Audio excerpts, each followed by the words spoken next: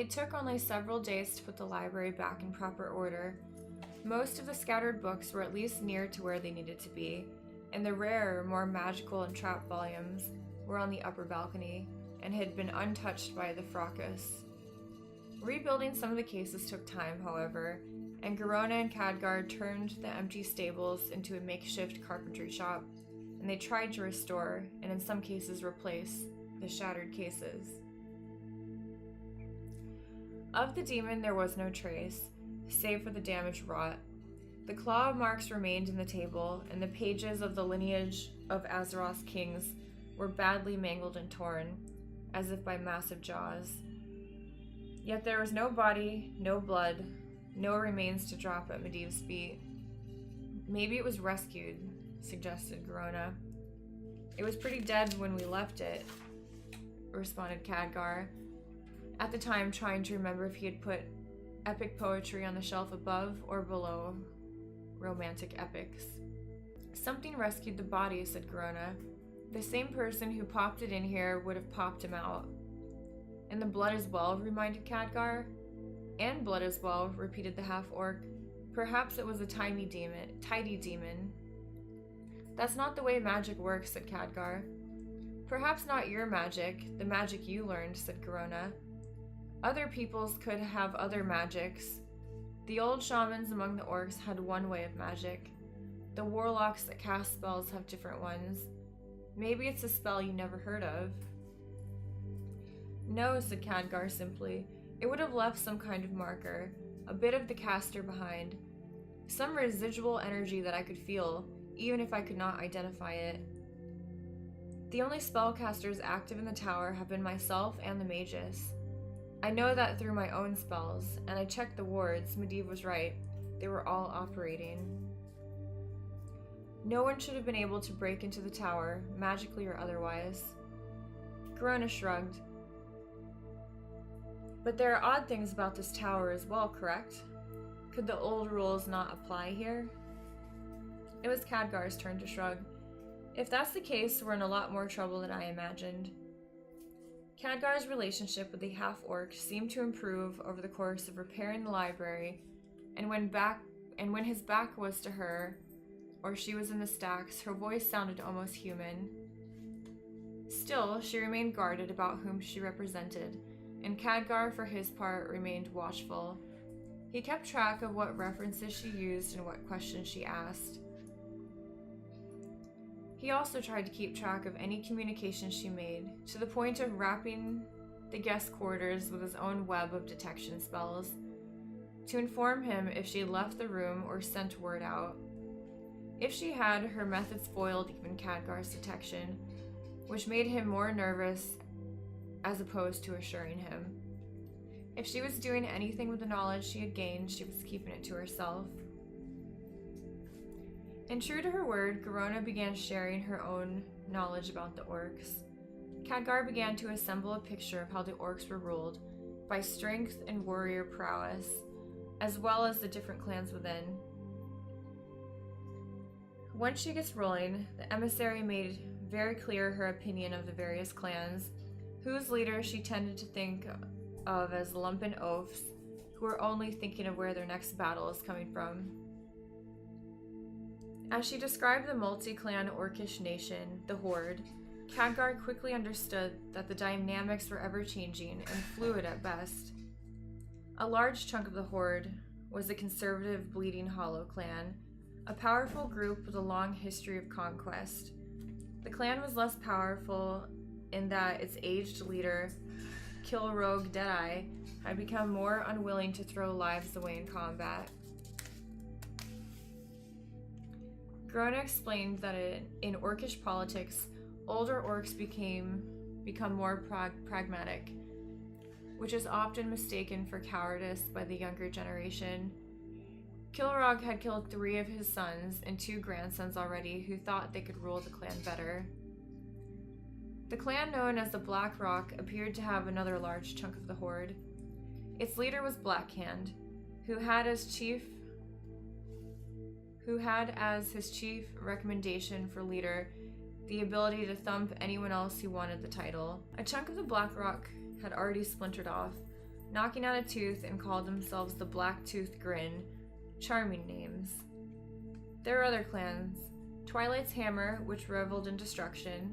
The Burning Blade, who seemed to have no leader, but rather several served as an anarchic gathering within the chaos of the Horde.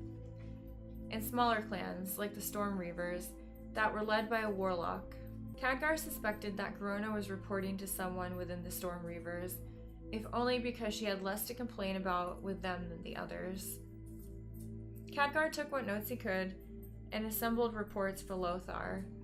A larger amount of communications was coming in from all points of Azeroth, and now it seemed that the Horde was spilling out of the black morass in all directions. The orcs that were considered mere rumors a year ago were now omnipresent, and Stormwind Keep was mobilizing to meet the threat. Khadgar kept the ever-worsening news from Garona, but fed to Lothar what details he could glean, down to clan rivalries and favorite colors. The Blackrock clan, for example, favored red for some reason. Khadgar also tried to communicate what he had learned to Medivh, but the Magus was surprisingly disinterested. Indeed, the Magus' conversation with Garona were not as common as they once were, and on several occasions Khadgar discovered that Medivh had left the tower without informing him. Even when he was present, Medivh seemed more distant. More than once Khadgar had come upon him, seated in one of his chairs in the observatory, staring out into the Azerothian night. He seemed moodier now, quicker to disagree, and less willing than before. His disaffected mood was clear to others as well. Morose would give Khadgar a painful, long-suffering look as he left the Master's chambers, and Garona herself brought up the subject as they reviewed the maps of the known world, which were made in Stormwind, and as such woefully incomplete, even when talking about Lordaeron. "Is he always like this?" she asked. Khadgar responded stoically. "He has many moods." "Yes, but when I first encountered him, he seemed alive, engaged, and positive. Now he seems more distracted." "Addled," said Garona, twisting her lips in disgust. Khadgar could not disagree. Later that evening, Khadgar reported to the Magus a slew of new message translations, all with the purple seal, all begging for aid against the orcs. "The orcs are not demons," said Medivh. "They are flesh and blood, and as such the worry of warriors, not wizards." "The messages are quite dire," said Khadgar. "It sounds like the lands closest to the Black Morass are being abandoned, and refugees flooding into Stormwind and the other cities of Azeroth. They are pressed thin, and so they depend on the Guardian to ride to their rescue. Bad enough I must guard the watchtowers on the Twisting Nether to watch for demons, and to hunt down the mistakes of these amateurs. Now I must rescue them against other nations? Will I be asked to support Azeroth in a trade dispute with Lordaeron next? Such matters should not be our worry. There may not be an Azeroth without your help. Lothar is a fool," muttered Medivh. "An old mother hen that sees threats everywhere. And Lane is little better, seeing nothing that could break his walls. And the Order, all the mighty mages. They have quarreled and argued and spat among themselves, and now they don't have the power to repel a new invader. No, young Trust, this is the little stuff. Even if the orcs succeeded in Azeroth, they would need a guardian, and I would be here for them." "Master, that's sacrilege, blasphemy, betrayal." The Magus sighed and pinched the bridge of his nose. "Perhaps, but I am a man made old before my time, and I have paid a great price for my unwanted power. Permit me to rail against the clockworks that rule my life. Go now. I'll return to your tales of woe in the morning." As he was closing the door, Khadgar heard Medivh add, "I am so tired of worrying about everything. When can I worry about myself?" "The orcs have attacked Stormwind," said Khadgar. It was 3 weeks later. He laid the missive on the table between him and Garona. The half-orc stared at the red-sealed envelope like it was a venomous snake. "I'm sorry," she said at last. "They will not, as a rule, take prisoners." The orc forces were repelled this time, said Khadgar, thrown back before they reached the gates by Lane's troops. From the descriptions, it sounds like Kilrog's Bleeding Hollow and the Twilight's Hammer clans. There seemed to be a lack of coordination between the major forces. Garona gave a bulldog sneeze grunt and said, "The Twilight's Hammer should have never been put on an assault in a siege situation. Kilrog likely was trying to decimate a rival and use Stormwind as his anvil to do so. So even in the midst of an attack, they continue to brawl and betray each other," said Khadgar. He wondered if his own reports to Lothar had given them the information they needed to break the assault. Garona shrugged. Very much like humans. She motioned to the books piled high on the study table. In your histories, there are continual justifications for all manner of hellish actions. Claims of nobility and heritage and honor to cover up every bit of genocide, assassination, and massacre. At least the Horde is honest in their naked lust for power. She went silent for a moment, then added, I don't think I could have helped them. The orcs or Stormwind? Asked Khadgar. Either, said Garona. I did not know about any attack on Stormwind, if that's what you're hinting at. Though anyone with half an ounce of sense would know that a horde would strike against the bigger target as soon as possible. You know that from our discussions. You also know that they'll pull back, regroup, kill a few leaders, and then come back in greater numbers. I can guess yes, said Khadgar. Garona added, and you already sent a letter to the champion at Stormwind just to that effect. Khadgar thought he kept his face passive, but the orc emissary gave a wide smile. Yes, you did. Khadgar now felt his face turn flush, but pressed his point. Actually, the question I have, why haven't you been reporting to your masters? The green-fleshed woman leaned back in her seat. Who's to say I haven't? I do, said Khadgar, unless you're a better mage than I am. A small tick at the corner of Garona's mouth betrayed her. You haven't been reporting in at all, have you, said Khadgar. Garona was silent for a moment, and Khadgar let the silence fill the library. At length, she said, let's just say I've been having a problem with divided loyalties. I thought you had no allegiances, said Khadgar. Garona ignored him. I was sent here, ordered here, by a warlock named Gul'dan, spellcaster, leader of the Storm Reavers, very influential in the Horde, very interested in the mages of your world. And the orcs have the tendency to strike the biggest target first. Medivh, said Khadgar. Gul'dan said Medivh was special.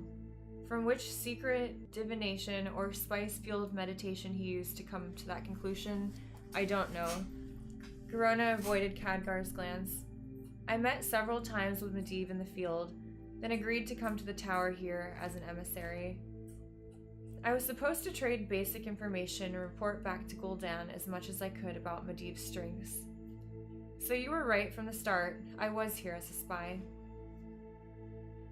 Khadgar sat down across from her. You wouldn't have been the first, he said. So why didn't you report back? Garona was silent for a moment. Medivh, she started, then stopped. The old man, another pause. He saw through it all at once, of course, and he still told me what I wanted to know. Most of it, at least. I know, said Khadgar. He had the same effect on me. Garona nodded. At first I thought he was just being pompous, sure in his power, like some orc chieftains I've known. But there's something else. It's as if he feels that by giving me the knowledge, he knew I would be changed by it, and would not betray his trust. Trust, said Khadgar. That's a big thing for Medivh. He seems to exude it. Standing next to him, you feel he knows what he's doing. Right, said Garona. And orcs are drawn to power naturally. I figured I could tell Gul'dan that I was held prisoner, unable to respond, and so I learned more, and eventually... You didn't want to see him hurt, finished Khadgar. As Morose would say, a yup, said Garona. He put a lot of trust in me, and he puts it in you too. After watching your vision power thing, I told him about it. I figured that he might have brought the demon down on us. He said he knew and it didn't bother him. That you were naturally curious and it served you well. He stands by his people. And you can't hurt someone like that, said Khadgar. Yup, he made me feel human, and I haven't felt human in a long, long time. The old man, Magus Medivh, seems to have a dream of more than one force battling another for domination. With his power, he could have destroyed us all, yet he does not. I think he believes in something better. I want to believe his dream as well. The two sat there for a while in silence. Somewhere in the distance, Morose or Cook moved along the hallway. And recently, said Garona, has he ever been like this before? She sounded like Lothar, trying to ask without seeming too concerned. Khadgar shook his head. He's always been erratic, eccentric, but I've never seen him this depressed. Brooding, added Garona, neutral. Up to now, I've always assumed he would be on the side of the kingdom of Azeroth.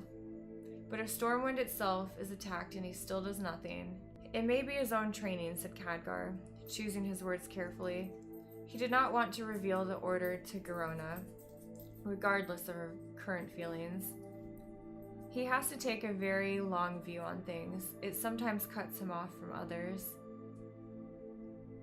Which is why he takes in strays, I suppose, said Garona. Another silence, then she added, I am not sorry that Stormwind repelled the invaders. You don't destroy something like that from without. You have to do something within to weaken the walls first.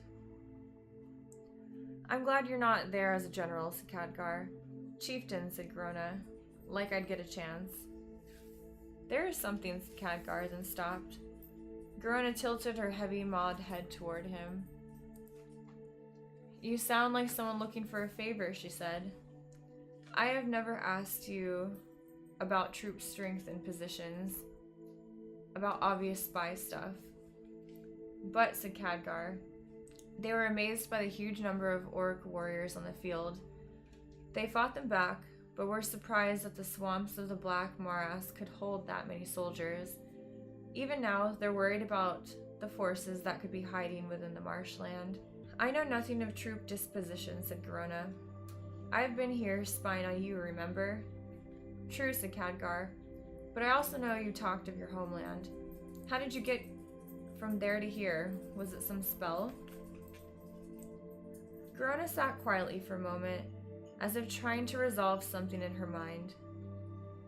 Khadgar expected a flip comment or a redirection of the subject, or even another question in response. Instead, she said, We call our world Draenor. It is a savage world filled with badlands and bluffs and hardscrabble vegetation, inhospitable and stormy. And it has a red sky, added Khadgar. Garona looked at the young mage. You have spoken with other orcs? Prisoners, perhaps? I was unaware the humans took orc prisoners. No, a vision, said Khadgar. The memory seemed half a lifetime away. Much like you saw the first time we met. It was the first time I had seen orcs. I remember there were huge numbers of them. Garona let out a bulldog snort. Your visions probably reveal more than you say, but you have a good picture. Orcs are fecund, and large litters are common, because so many die before they reach warrior's age. It was a hard life, and only the strong, the powerful, and the smart survived. I was in the third group, but still I was a near outcast, surviving as best I could at the fringes of the clan. That would be the Storm Reavers at the time, at least when the order went out. Order? We were put on the march, every warrior and every capable hand, grunt labor and swordsman, all ordered to pack up their weapons, tools, and belongings, and head for the Hellfire Peninsula. There was a great portal that had been erected by Gul'dan and other powerful warlocks, a portal that broke through the space between the worlds. Grona sucked on a fang, remembering. It was a great set of standing stones, hauled there to frame a rip in space itself. Within the rip were the colors of darkness, a swirl like oil on the surface of a polluted pool. I got the feeling that rip had been forged by greater hands, and the warlocks had just contained it.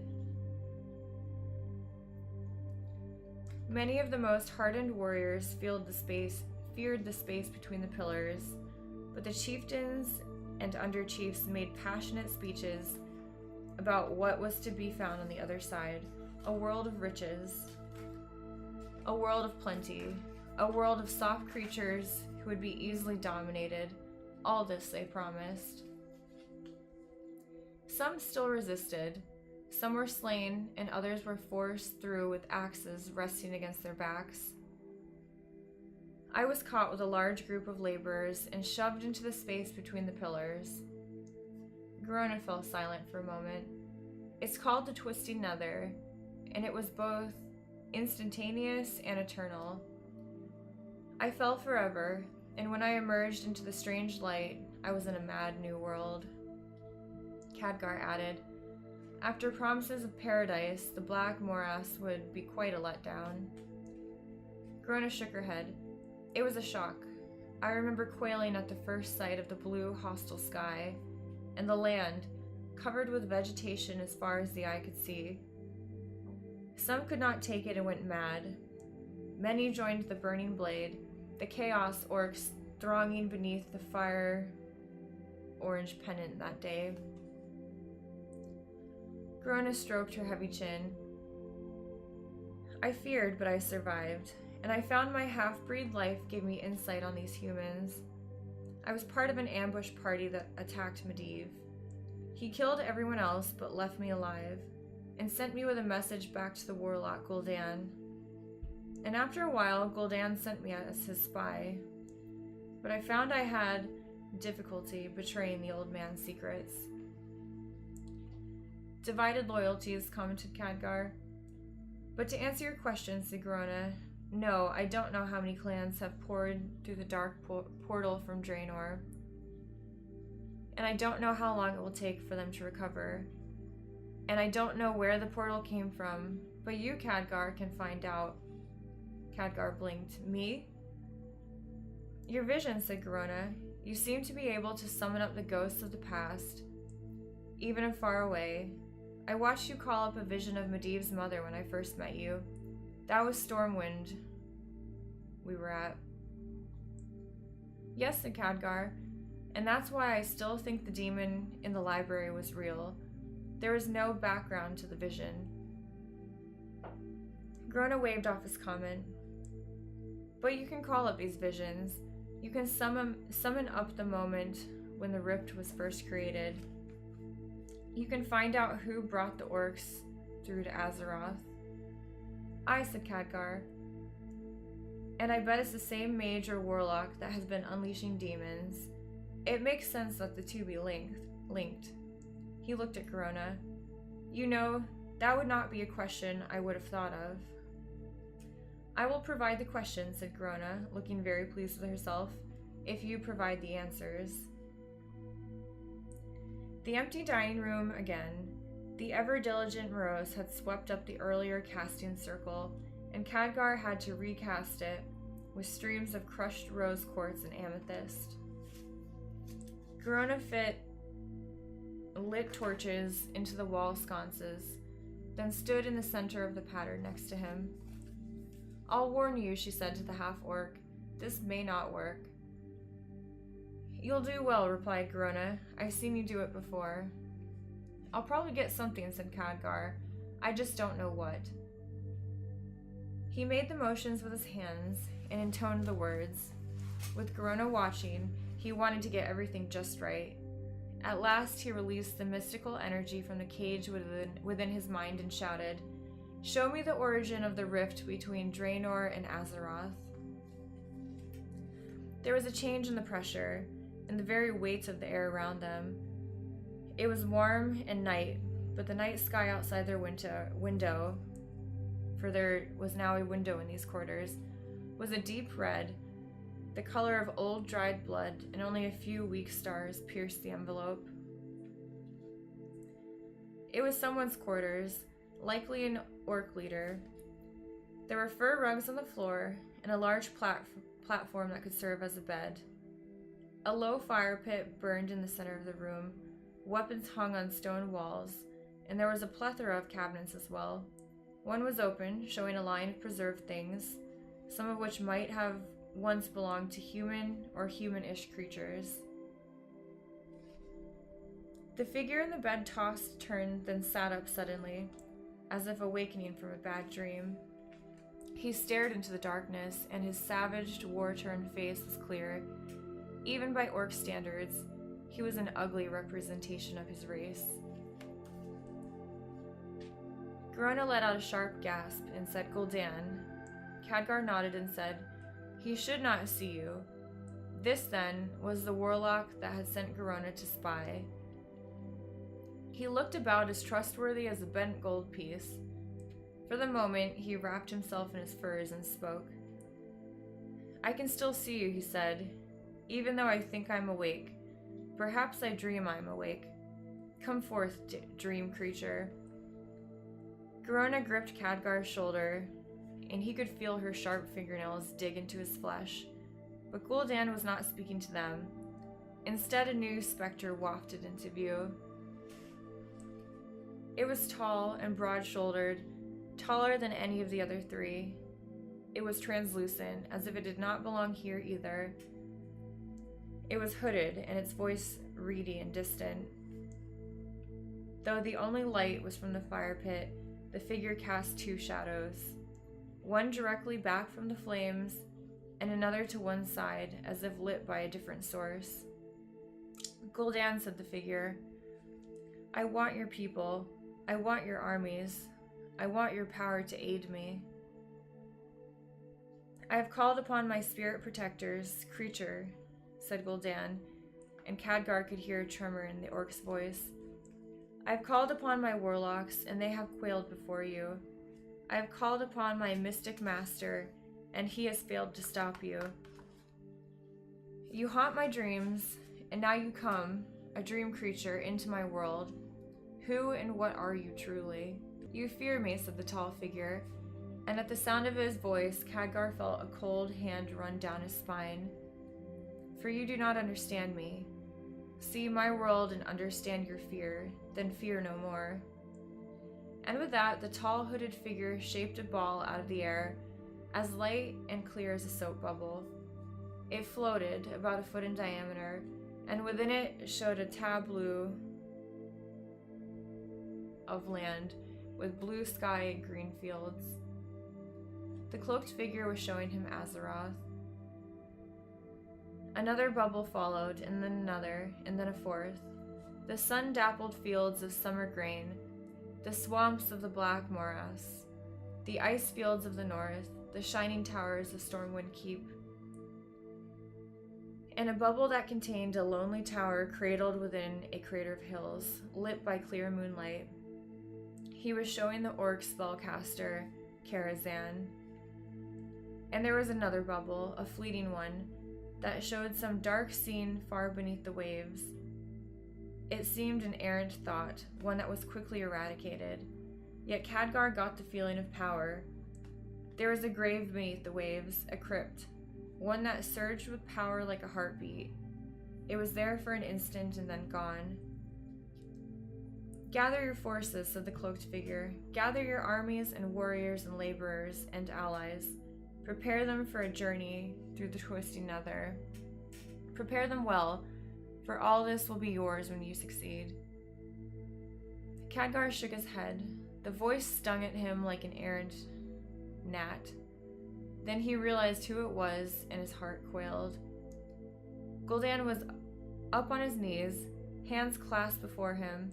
"I shall do so, for yours in power most supreme. But who are you truly, and how will we reach this world? The figure raised his hand to his hood, and Khadgar shook his head. He did not want to see it. He knew, but he did not want to see it. A deeply lined face, graying brows, green eyes that sparkled with hidden knowledge and something dangerous next to him. Garona let out a gasp. I am the guardian, said Medivh to the orc warlock. I will open the way for you. I will smash the cycle and be free.